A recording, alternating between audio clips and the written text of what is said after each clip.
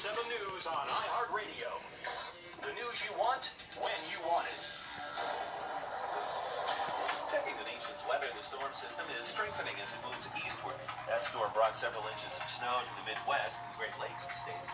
Now it's blowing up along the eastern seaboard. 6 to 12 inches of snow in some parts of southern New England.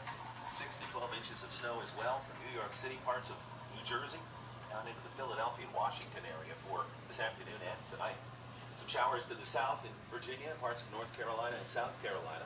Windy further south with clouds and limited sun. Jacksonville, Tampa, and Mike.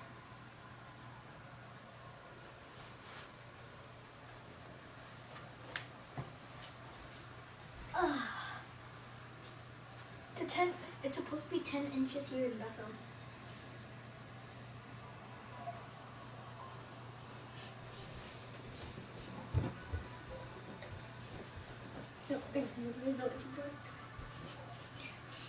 But his deck is really right. He's the right there.